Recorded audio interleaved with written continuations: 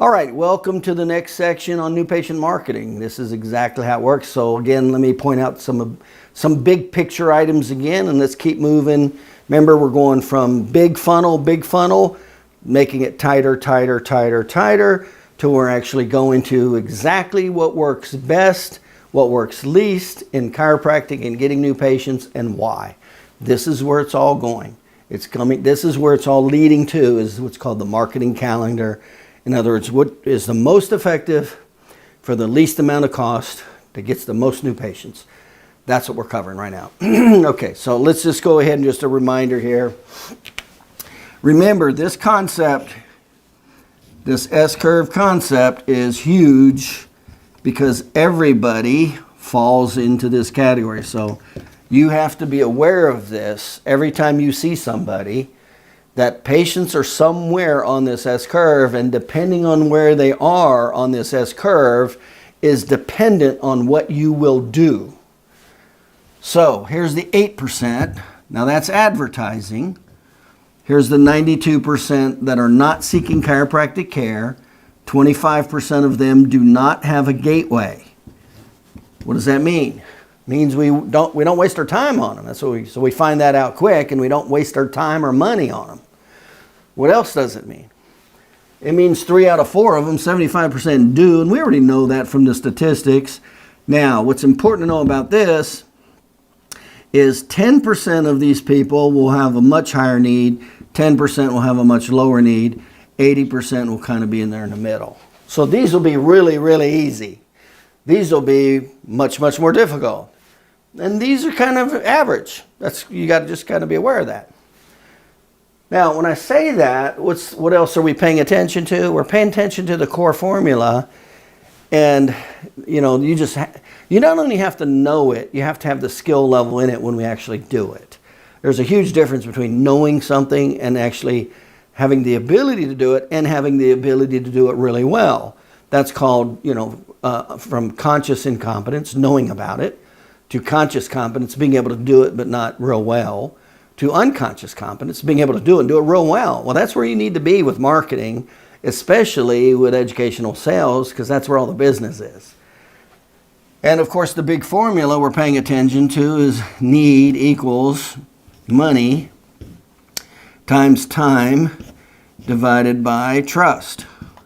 That's the big formula we're paying attention to, and the biggest component out of that formula is how to establish need. That's the single most important thing you can learn or know in marketing. Okay, having said that, and we're going to go into how all this works in great detail. So remember, we're going big picture to small picture. Okay, so we already talked about several topics. But remember, when we go to marketing, what are the big picture? Well, there's something called a target market, okay? Demographics, psychographics, geographic, psychographic barriers, vehicle delivery, USB.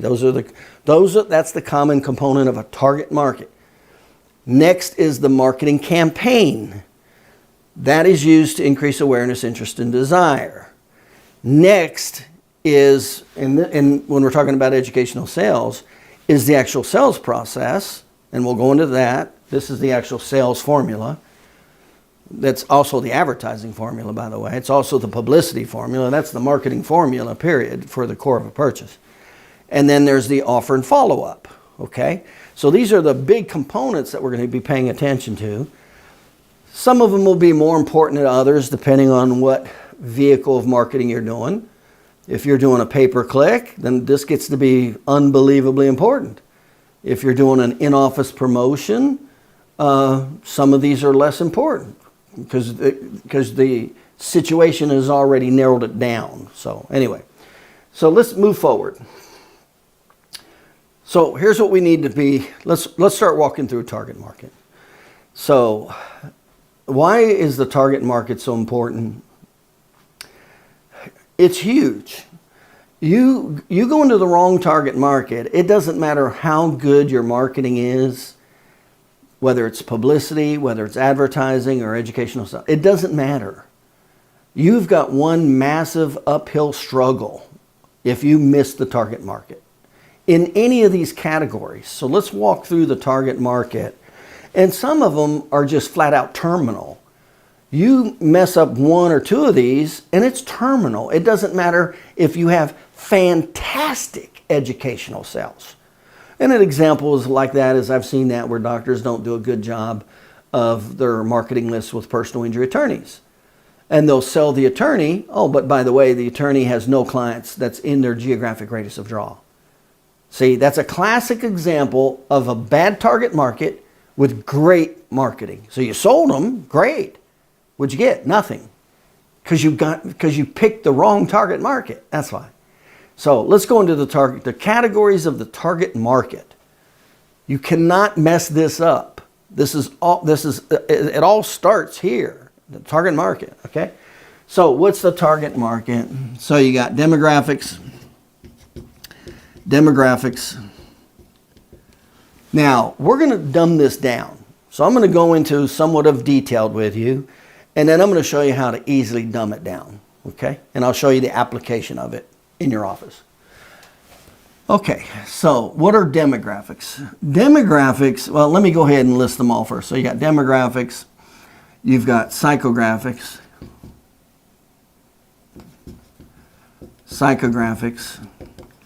So demographics is who buys, who. Demographics is why. And then you got geographics. That's where. And then you got psychographic barriers.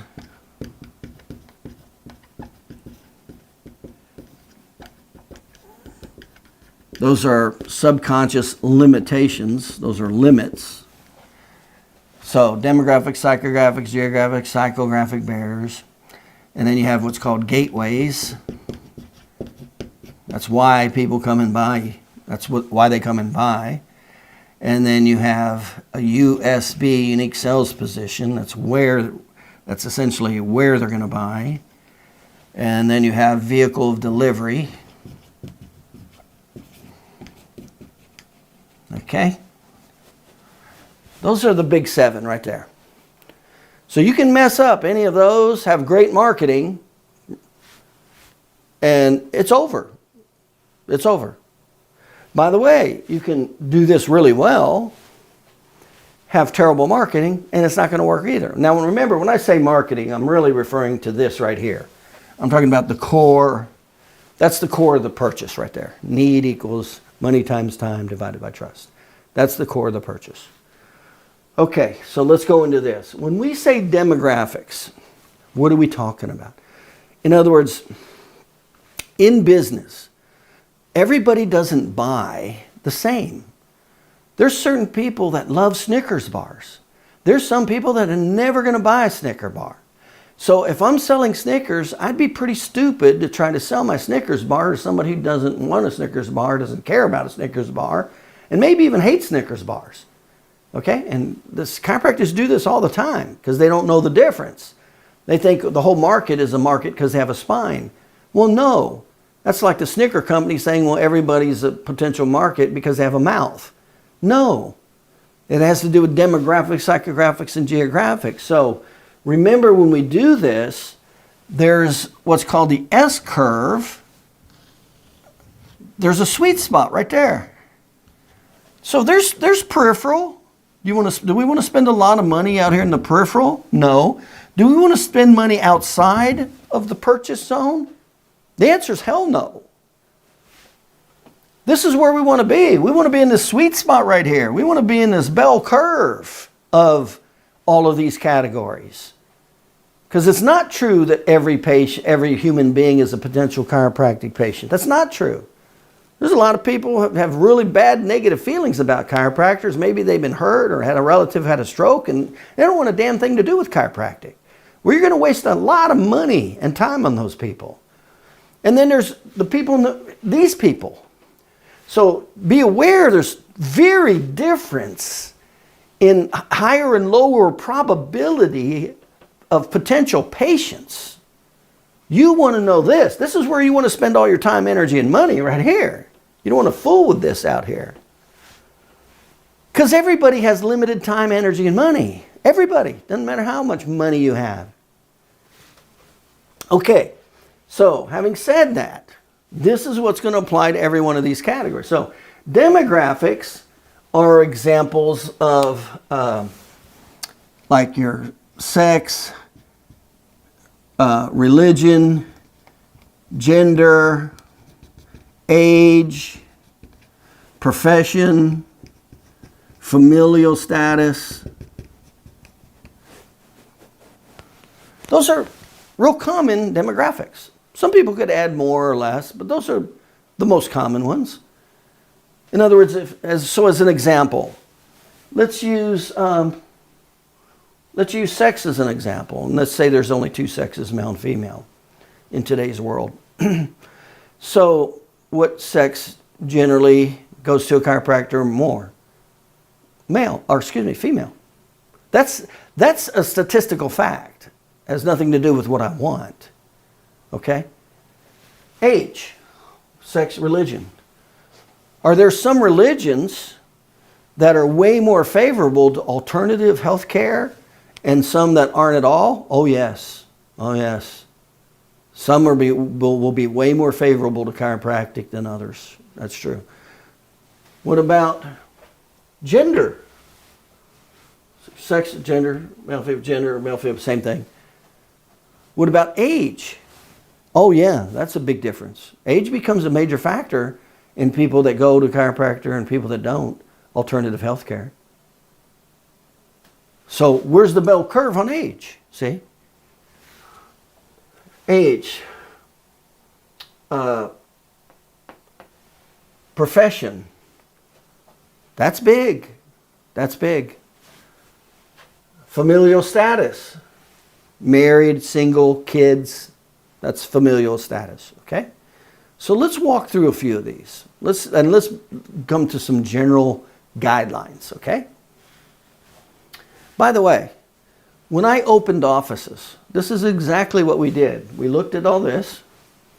We decided where the doctor wanted to go based on his emotional connections. And then we took all the zip codes, plugged them into a database, because we already knew the highest probability with all this, demographics, psychographics, geographics. And then it told us which areas had the highest probability of patients that would seek chiropractic care. And then we looked at the ratio of chiropractors to that population base. And that's how we decided where to put an office. This is how Fortune 500 companies put franchises, McDonald's here, or Wendy's here. It's through all this information. Okay, so let's come to some generalizations. Let's go with sex first. Let's say male, female, okay? So women generally will pay more attention to their health than men. Women go to the doctor an average of 6 times a year. They're generally more responsible. They're generally willing to take more time. They're generally more aware of their problems, and they're generally more willing to act on their problems. These are good generalizations. Now, I'm going to use generalizations because it's called statistics and probability. It's not called judgment. It's called SMART. It's called SMART is what it's called. It's called statistics and probabilities. I'm going to go with higher probabilities. That's called SMART in business. Okay? Okay, so I'm going to be paying attention to that. Let's go to the next category, religion. There's some religions, let's just go through some of the basic religions, and I'll share with you who's really big in alternative health care. Asians are really big into it. The Amish are huge into alternative health care, and they pay cash.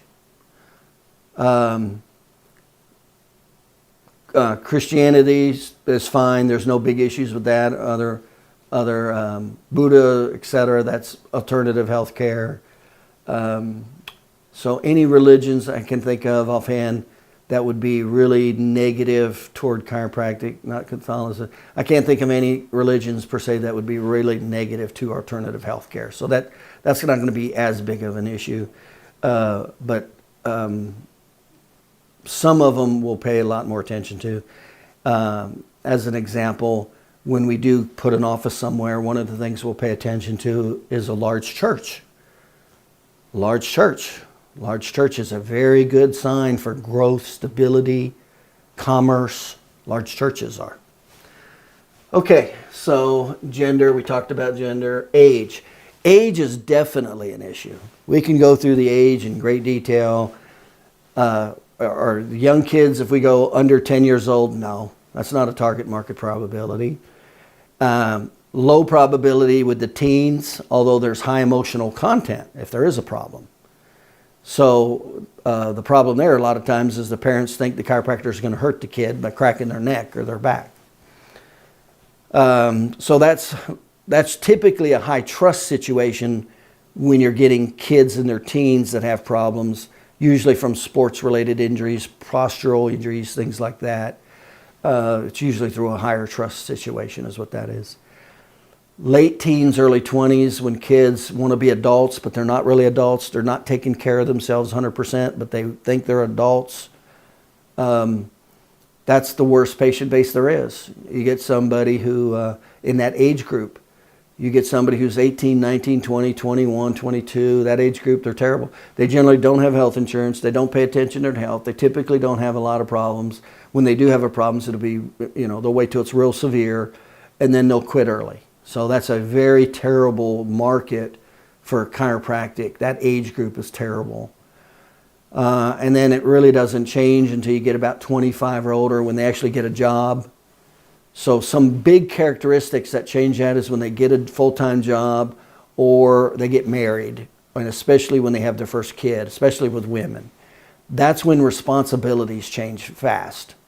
So I pay a lot of attention when patients come in and it's a younger patient.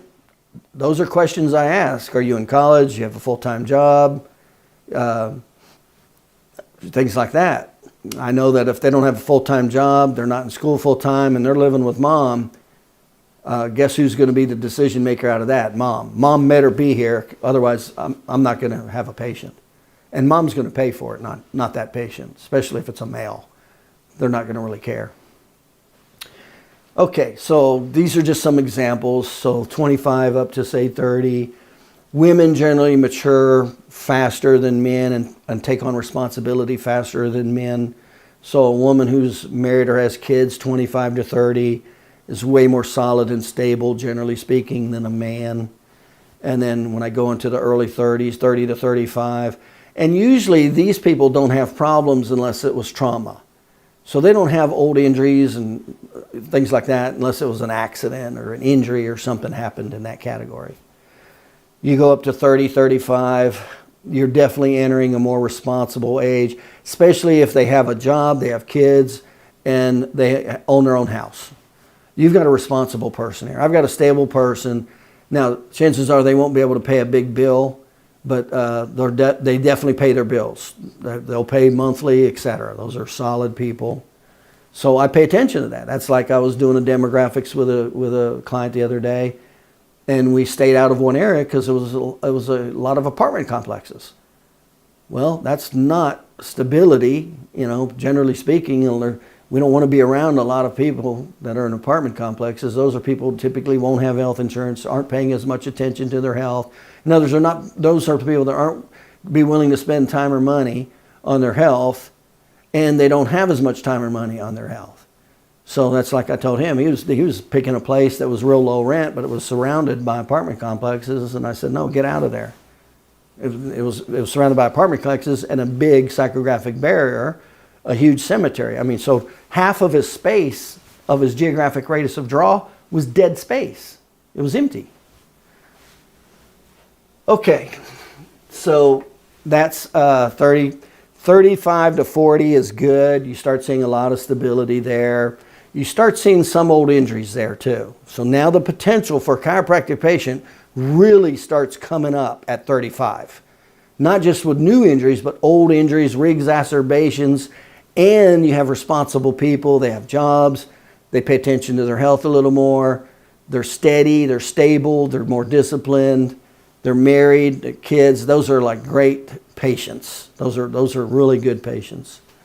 The one that I did put in here that's real big is income. So familial status, we talked about that. The worst patient is the young single male. That's the worst patient. Less responsible, less they're going to pay attention to their health. I get a 17-year-old or a 21-year-old male in, it's usually because some kind of trauma happened. I know I've got to get their parent in. Their parents are going to make the decision or not. And a lot of times they're not even going to make their visits just because they're not responsible. So that's just not a good category of healthcare people. People willing to spend time or money on their healthcare. So you go to 35, 40, that's typically a good range. And then definitely over 40. When you start getting over 40, now you're dealing with old injuries, old sports injuries, old injuries, plus new injuries, work injuries. So the market significantly goes up at 40. So we pay a lot of attention to that, up to 40, 45, 50. And they typically need to get the care because they have to work. And I'll talk about that in just a second with income, who the typical chiropractic patient is from a target market standpoint. And the next one is 50, same thing. They're still working. They're very responsible. They do have some money. They do pay their bills, especially if they're married or divorced with kids and own a home and have a job. That's gold. Next is 60. Those are real good. When you start getting into Medicare type people, the good news about them, like when I'm talking about like the patient's mothers and fathers, I mean, you're just not going to talk to 10 of them and have very many of them say they don't have a chiropractic problem. So as soon as you start getting to 60 plus, there's good news and bad news about that. The good news from a chiropractic standpoint is they do have arthritis, they do have old injuries, exacerbations, things like that.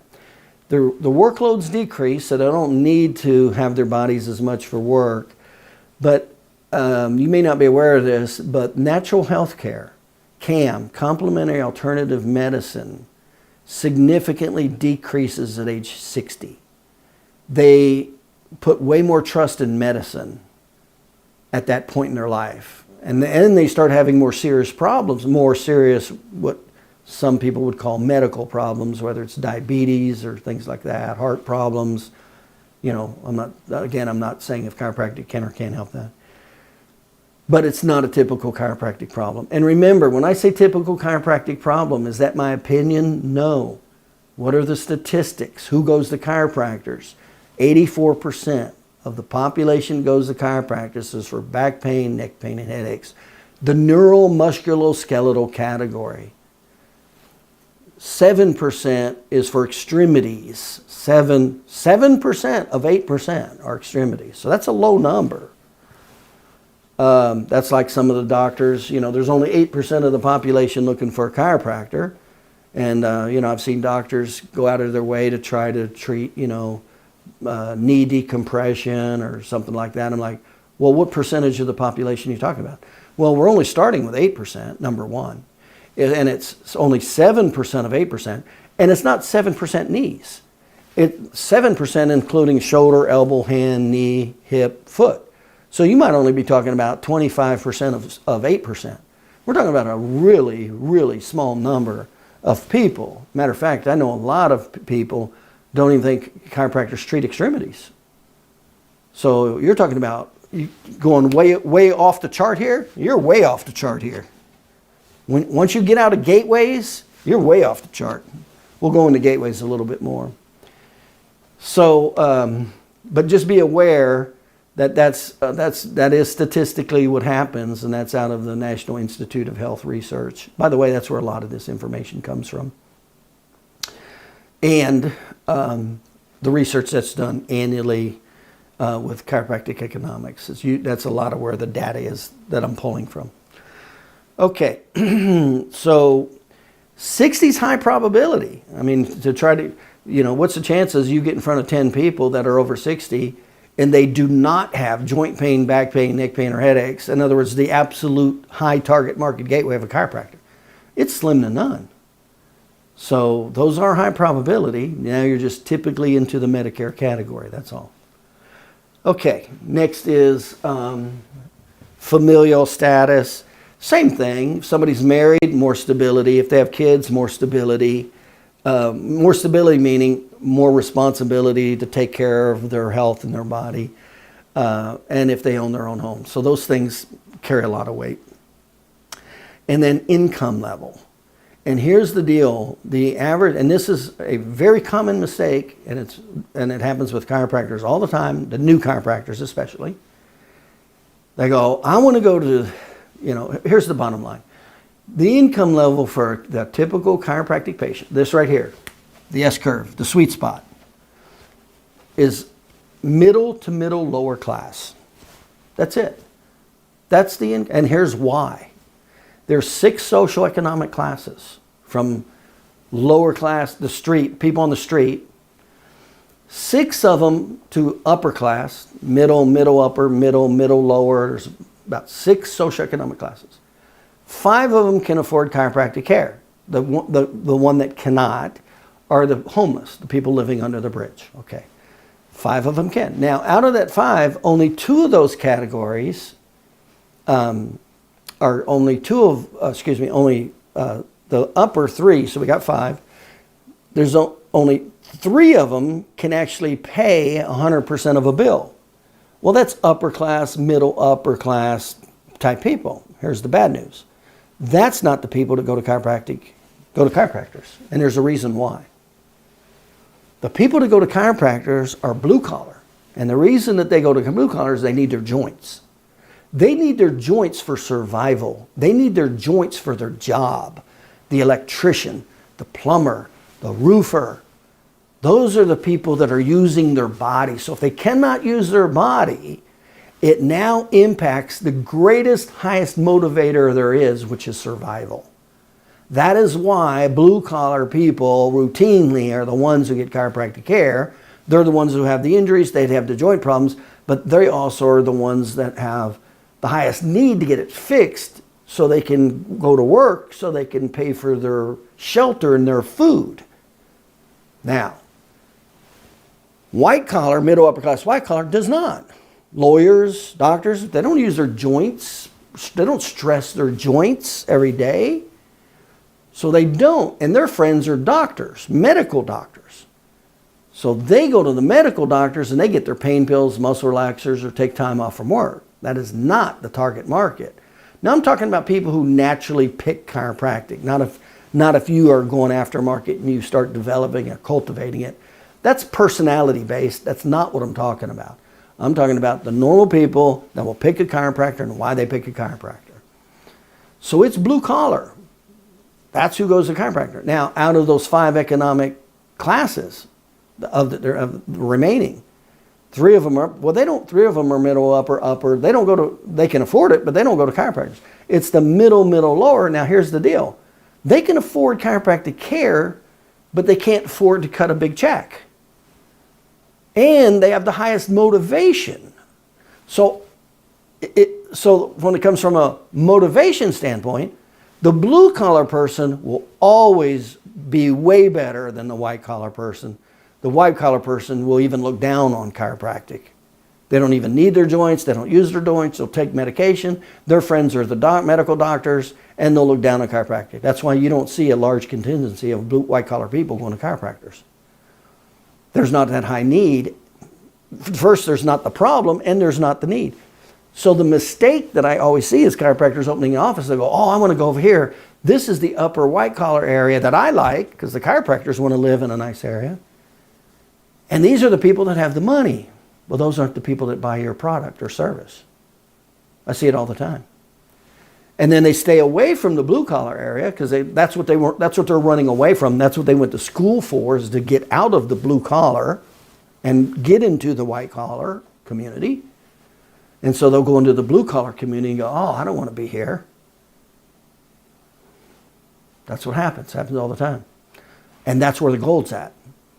The gold is in the blue collar. Now, you don't have to live where you practice. I practiced in a solid blue collar community. And then I got in my car and I drove 19 miles to go back to the white collar community, and that's where I lived. So from an income standpoint, it's middle class, middle up, middle lower. So we pay attention to that. As an example, I went into one area. I remember doing demographics in one area, and they had no franchises. Or they had two, and it was very low end. Everything else was mom and pop signs. And that's a huge clue that this is very low and a lot of apartments. Now, there were no chiropractors there. So the first thought was, wow, that thing's wide open. It's a high density population.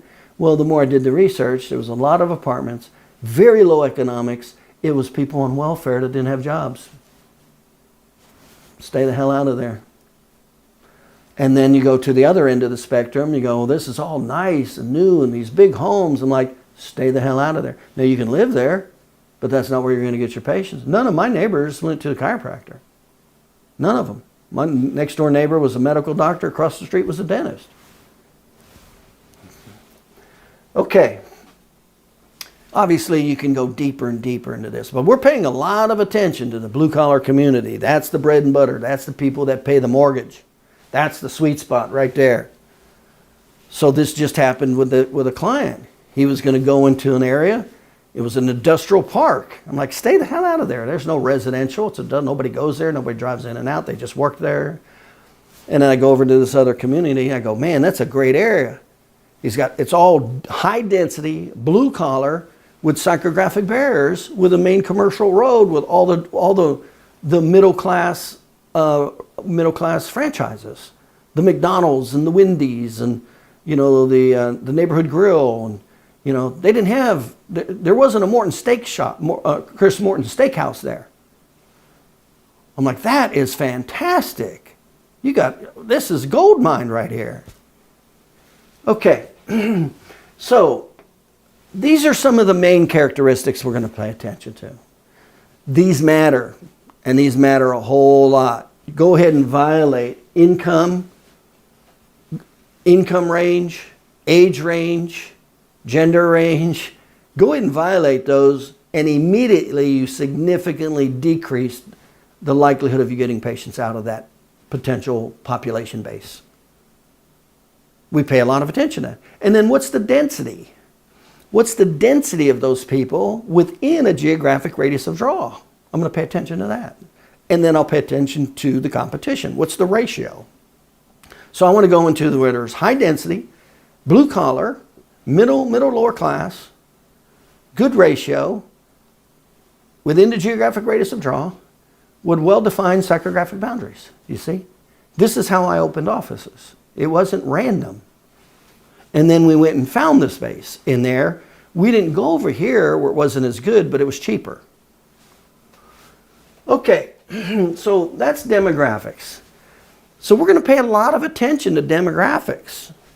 Am I going to pay attention when I go for referrals and new patients to somebody who's 40 or 50 years old, that's a female, that's blue collar, that's married, has kids? I'm like, gold mine right there. I want them in front of me. Gold mine. Okay. Next, psychographics. Psychographics is why people buy. And this is opinions, attitudes, and beliefs. That's what psychographics is. Opinions, attitudes, beliefs, lifestyles. How hard is it to change your lifestyle? Are you going to be able to market to somebody to change their lifestyle? No. You'll go broke. So we only want to deal with the lifestyles, attitude, beliefs, people who already are pro-chiropractic, accept chiropractic, and purchase chiropractic. That's called psychographics. So when we went into the area, we not only paid attention to demographics with our marketing, we paid attention to we paid attention to our psychographics. Do these, and there's about, just so you know, there's about 67, 65 different psychographic categories. Well, there's a bell curve to the psychographic categories. Some of them are the absolute sweet spot. Those are the people that have the lifestyle, attitudes, and beliefs of purchasing chiropractic. And then there's some on the periphery, and then there's some just totally on the outside. It doesn't matter. They're not going to you. See, you got to know this. You got to know the difference, because this is where you waste a lot of time and money. And we haven't even started the marketing yet. We're just trying to get in front of the highest probability of people who are more likely to accept my marketing message. That's where we're at right now. Okay, so that's psychographics. That's huge. You're not going to change that. You are not going to change that. You'll go broke trying to change that. You'll go broke trying to change somebody's lifestyle, attitude, or belief. We already want the people who have the lifestyle, attitude, and belief that accept chiropractic and purchase chiropractic. That's who we want. That's the density of population. It doesn't matter if it's where we're opening an office, advertising, educational sales. It doesn't matter. That's who I want to be in front of. Okay? Remember, I want to be in front of the bell curve of all of these. Next is geographics. Now that's where you practice. That's where, how far do patients come to your practice? And this is confusing by chiropractors all the time. This just happened the other day. A doctor said, oh, I get patients from 25 miles away. I'm like, no, you don't. Your uncle that comes in from 25 miles away doesn't count. That's not how you find geographic radius of draw. So what you do, and here's the general rule, how far somebody is willing to drive depends on how many obstacles they have between them and you. The more obstacles, the less further they're willing to drive. That's common sense. What are the obstacles? Traffic lights, stop signs, traffic. All of those are obstacles. That's why the geographic radius of draw, and remember, we always do what's called the 80th percentile. We're not going to pay attention to the outer 20%, the fringe. Sure, you could get a referral. You know, I mean, I had a patient who came to me that was from out of state. Well, it would be a lie for me to say I get patients from out of state. That would be a flat out lie. How did she get to me? She came in to visit her family once a week or once every 2 weeks. That was in my backyard. And while she was in the visit, her family was patients of mine, and they brought her in, and she got periodic care when she came in to visit her family. Is that who the bread and butter was for my mortgage? No. That is not inclusive of a geographic radius of draw. That's a unique outlier. So we always take the outer 20% and we remove them. Those are called outliers. We want the bulk. Who's the norm? Who's the everyday geographic radius of draw?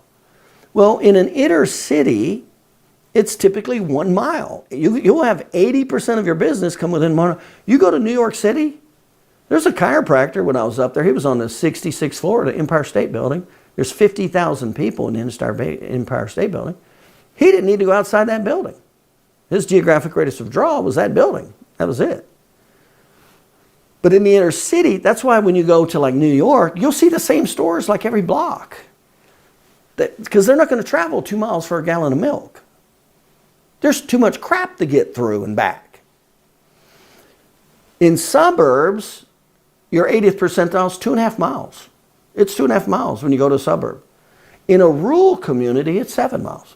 People in a rural community don't think a thing about getting in their truck and driving down to the food mart 7 miles away to get a gallon of milk and driving back home. They don't think a thing about it.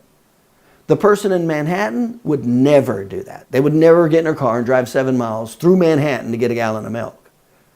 That's called geographic radius of draw. So in marketing, you always have to know your geographic radius of draw. And how you do that is you take your, and by the way, prior to putting an office there, like this office I was looking at the other day, I went into the geographic radius of draw and we ran into the psychographic barriers all within 3 miles. I'm like, you got 28,000 people under 3 miles, middle, lower class, blue collar, you go. Okay? Now, that's if I'm putting an office there. If you're already there, then we need to find out what your geographic radius of draw is. And what you do is you take 50 of your last patients, mark where they live, put them on a map, remove the outer 20%. Remove them. And look at your picture. That's going to be your geographic radius of draw. Now, here's the other clue. it will almost never be concentric. It'll never be a circle. In other words, 3 miles to the east, 3 miles to the west, 3 miles, no. And what limits the geographic radius of draw almost always is the next category called psychographic barriers. Psychographic barriers are a typical reason. Now, what are psychographic barriers? Psychographic barriers are subconscious limiting factors. That's the key word, subconscious, where people don't go. They won't even tell you why. Now, sometimes they may, but they don't even think about it because it's not really conscious. And I'll give you an example. So we pay a lot of attention to psychographic barriers. So as an example, like where I practiced, I was in a bedroom community south of a major metropolitan area. So I'm down here. Here's the major metropolitan area. So north of me, I couldn't draw anybody 2 miles or more north of me to come to me. And I'll explain why, because of psychographic barriers. West of me, there was a psychographic barrier. It was a natural forest. East of me, I did not have a psychographic barrier. It actually got to be a geographic radius of draw. It was 10 miles. It went way out. There was no barrier. And it was rural, so those people would. But it got to be a point where they stopped because now they could go in their backyard instead of driving 10 miles over to me. South of me was 9 miles. There was another city 9 miles south of me, and those people routinely worked in the major economic area. So they drove by my office every day. They didn't think anything about it.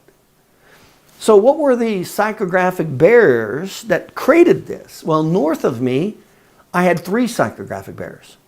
The people north of me didn't drive out. We drive into economic hubs, not out. So it always seems there's always more resistance to drive away from an economic hub than toward an economic hub. And the reason is we're used to driving toward an economic hub. We go shopping there, we go working there, we go to school there. So driving in toward an economic hub is very natural. Driving away is very unnatural. There's a lot more subconscious. So number one is they had to drive the way from an economic hub. And I remember I used to go up there to eat all the time for lunch, just over the line. So they were driving away, number one. Number two, it was a county line there. 2 miles north was a county line. People see that as another world. It was a county line. And it was a major interstate. I had 3 psychographic barriers. The interstate, on the line, and trying to drive them out. I couldn't pull anybody out. I mean, it had to be an unbelievable strong referral to pull somebody out. No advertising worked up there. Never. And I found that out real quick. I advertised south. I got patients all the time. 9 miles south. Why? Those people drove by my office all the time. It was comfortable. It was familiar. That was normal. That's called psychographic barriers. Some of the other ones are rivers, large land masses, industrial park, large cemeteries, large golf courses, state parks, that kind of. So these are psychographic barriers. There are reasons why people won't come past that in. And they're real. As a matter of fact, an example I give all the time is the Tampa Bay Rays baseball team is in Pinellas County. Well, Pinellas is an island that comes down next to Tampa. Well, it's surrounded 3/4 by water. There's the bay, the Gulf, and the Gulf. And they only have a little bit, maybe a 7 mile to get from one side to the other. Well, they put a baseball team in, and it always has the worst attendance. Well, why does it have the worst attendance? Because it's violating major psychographic barriers. How many people from Tampa want to drive away from the economic hub over to Pinellas County? Well, they don't. Everything they do is in Tampa. To them, that's a long distance. Number two. So number one. Number two is they got to go across a major waterway. That's a huge psychographic barrier. And that's why they're even in the World Series, and they had the second lowest attendance in Major League Baseball. Psychographic barriers.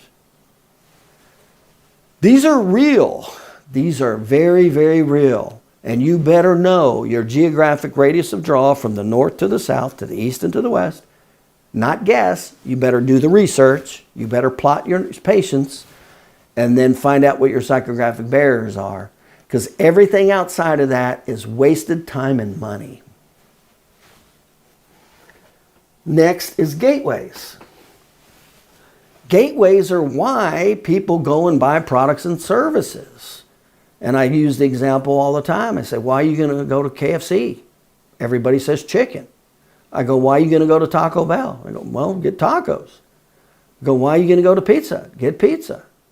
So, well, what if KFC started selling computers? And usually when I say that, people kind of laugh or chuckle or it creates a defensive reaction. See? That's called a psychographic barrier gateway. And by the way, what I'm covering right now with you is the number one reason chiropractic has been stuck at 8% utilization with a 67% negative name recognition for over 20 years. You cannot violate gateways.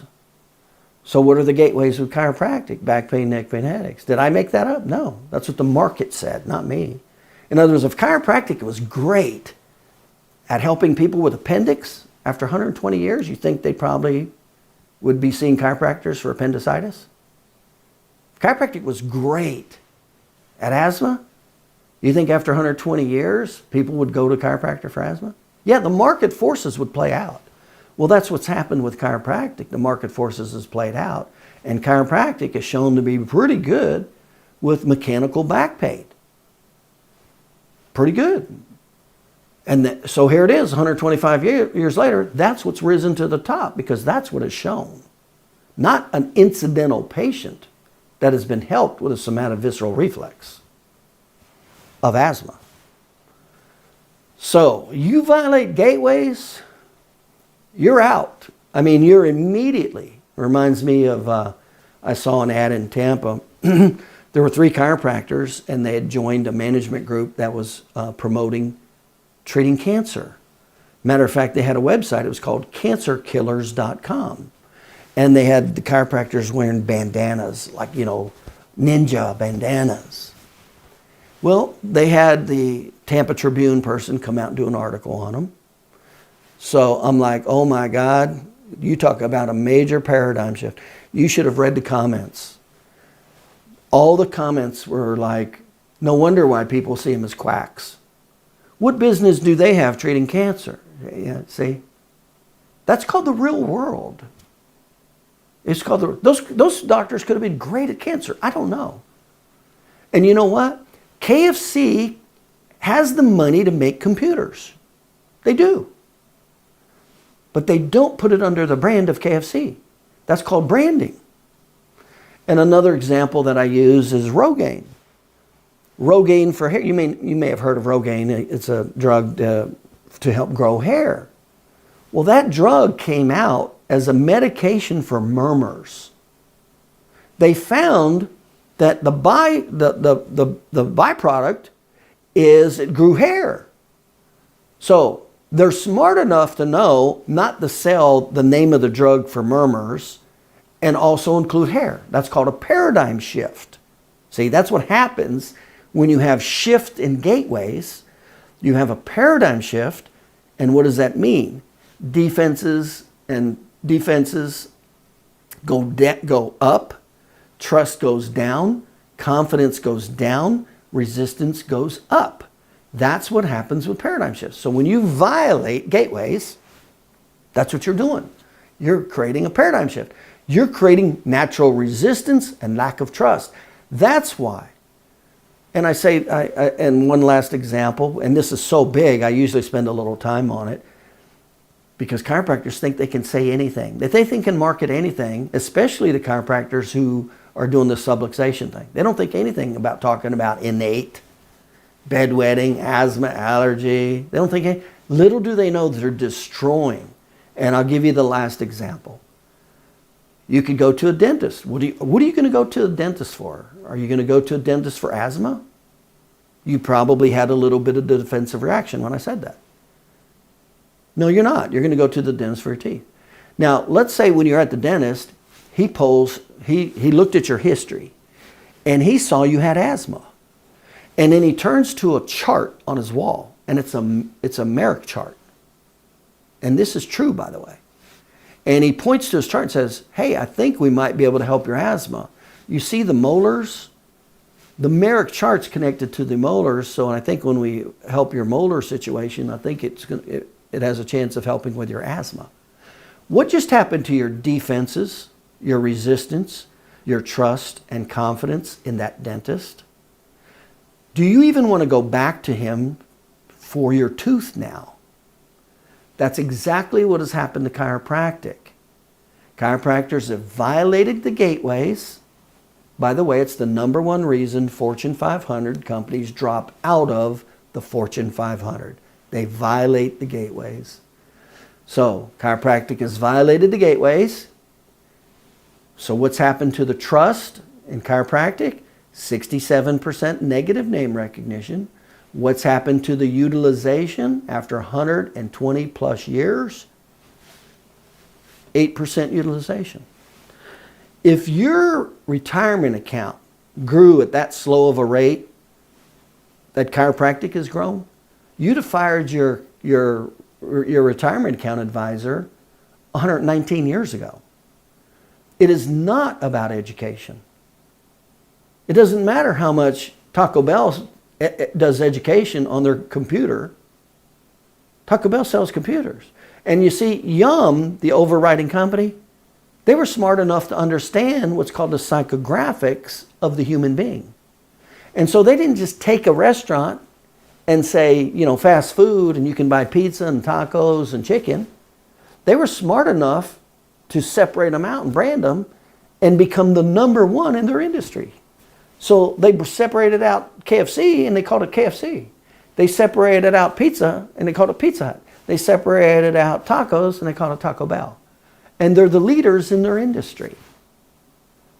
And they don't sell computers out of KFC. See?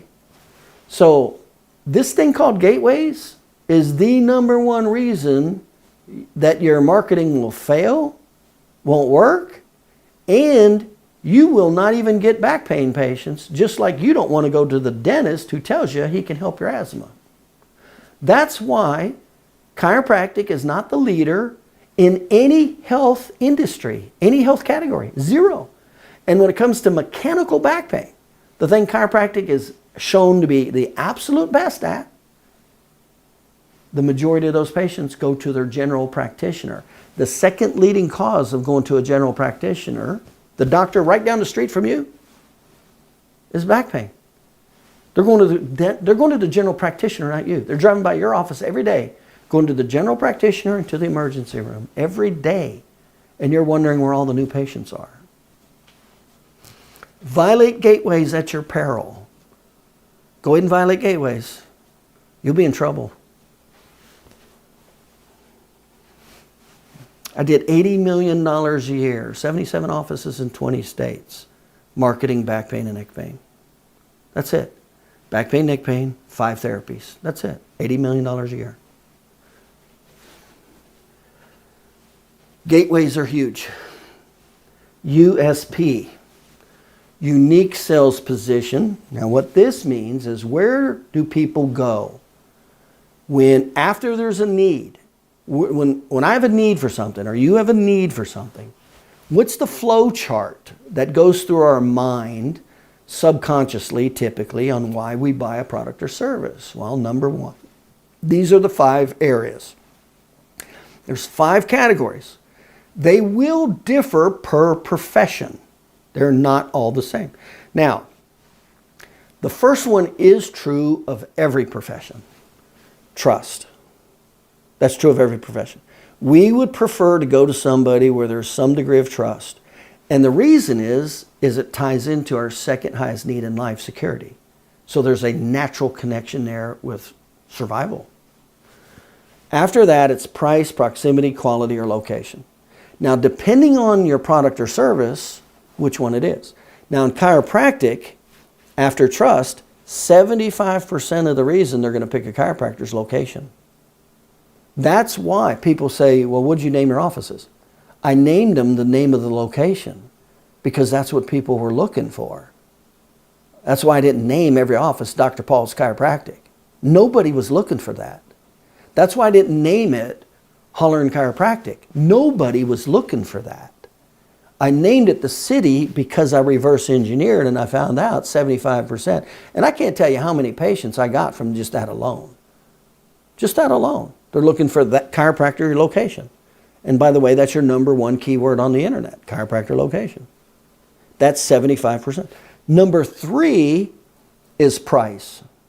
They would like to see, especially if they're on insurance, they'd like to see somebody who's on their insurance that's in their backyard, close by. That's what they'd like to see. Number 4 is service factors. Some of the common service factors are when you're open, when they can be seen, will you do the billing, things like that, okay? That's service factors. The 5th reason, and by the way, service factors is only 3%. 3%. Price is only 15 to 20%. After trust, location is 75%. After location, price, 15 to 20%. See, I don't care if it's cheap, but it's 100 miles away. See? Service factors, 3%. This is why we never market service factors. Open on Saturdays. First of all, if you're a client of mine, you better not be open on Saturdays. That's just from a position of weakness is what that is. Service factors. The 5th reason is quality. DACBO, DACBR, chiropractic sports physician certified. All the things that chiropractors think that will get them more business, none of it will get them more business. Is what needs to happen first. These people here, they do not have a perceived need for chiropractic. None of them. These people do. The 8%, so where will they pick after trust? By the way, when we go into marketing, all of this becomes important. Everything we're covering, we're going to reverse engineer and apply to our marketing. Everything. So, trust, location. That's what they're going to pick. That's the number 1-2 punch right there. That's it. Number 3 is at 15 to 20% is price. We're not going to pay attention to service factors here. I don't care about 3% of 8%. I don't care about quality factors. And by the way, the reason it's not important is because they expect you to give good quality because you're a licensed professional. That's why when you go to a dentist or an attorney or an optometrist, you'll just look for an optometrist. You won't look at his curriculum vitae and see what else he's involved with. You're like, okay, he's a dentist. He's in my backyard. He's on my insurance. Let's call him. So this is why we will not pay any attention to service factors or quality factors at all in our marketing. This is why we'll pay a lot of attention to our gateways and location in our marketing. Okay, so USP. Those are the 5 reasons that we buy products and services. And they differ per profession. So as an example, are those going to be the same order? They're typically the same order with brick and mortar, but they'll differ. As an example, if you're a dentist, are you going to have a larger radius of draw if you're a dentist? Well, sure you are. Why? Because you only have to go once every 6 months. You're not going 3 times a week. So will we drive further and go through more obstacles if it's significantly less frequent? Yes. That's like patients when we send them for a test. They'll drive an hour to get one important test, but they're not going to do it 3 times a week. So, USP, it will be different. Same with attorneys. They'll be different. It reminds me of one client. He asked me to look at the area, and I looked at it. I go, this is bad, and I'm not going to go into all the reasons. I said, this is not a good area. And he turns to me and goes, well, it can't be that bad. There's a dentist right there. Well, the dentist doesn't have the same geographic radius of draw as a chiropractor. His is way bigger. Same with attorneys. The attorneys is the county, not the chiropractor at 3 times a week. Inner city, 1 mile. Suburb, 2.5. Rural, 7. And then it's limited by the psychographic barrier from the north, south, east, or west. We're going to pay attention to this in our marketing. Vehicle of delivery. We're going to pay a lot of attention to vehicle of delivery. So if they're reading one magazine and you're in a different magazine with your marketing, even though it's great, it's not going to work. So we're going to pay attention to the vehicle of delivery. Are we in some of the best vehicles of delivery? Are they paying attention to these vehicles of delivery? And we'll pay attention to a combination. We may use a combination for effect. We'll do that a lot of times, depending on what exactly we're doing with our marketing. And we'll pay attention to repetition. Repetition has a huge effect on marketing. Just contacting your target market 3 times, a minimum of 3 times, increases the effectiveness over 50%. That's why you never would do something once. It's a minimum of 3 times. And that's a minimum. Sometimes it's 5, 6, or 7. See? And then it could be multiple vehicles of delivery for impact. So we're going to pay attention to this. And so it depends. Again, it depends on, it's very different if I'm going after my patient's spouse. I don't have to go through 5 different vehicles of delivery. I got one. I got the most important one right in front of me. I'm going to an attorney. I may use 3 vehicles of delivery and definitely multiple contacts. Okay, so this is what we're going to be paying attention to. That's called the target market. Now, as we start talking about and implementing the marketing systems in the marketing calendar, when I come in and talk about a system, I'm going to be referencing this routinely. I'm going to say the 92%, the 75%, the 8%. I'm going to be talking about need, money, time, trust. I'm going to be talking about demographics, psychographics, geographics, okay? All of these are going to be applied at the optimal, remember, we're always going for the peak curve of every one of these. Gateways, geographics, psychographics, vehicle of delivery, USP. We want the bell curve in every one of these because this can go wrong, bad, this can go bad fast. Go ahead and deliver the wrong gateway. You've already lost. I mean, that alone you've lost. Go outside of your gateway.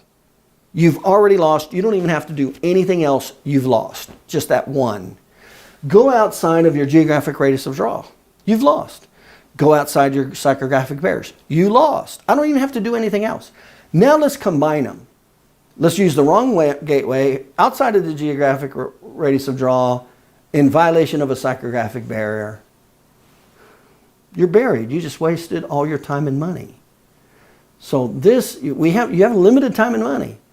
And so all of these have to align to get to the sweet spot to significantly increase the effectiveness of your marketing. This is what increases or decreases the effectiveness of your marketing. And we'll continue on the next episode. Leave it at that.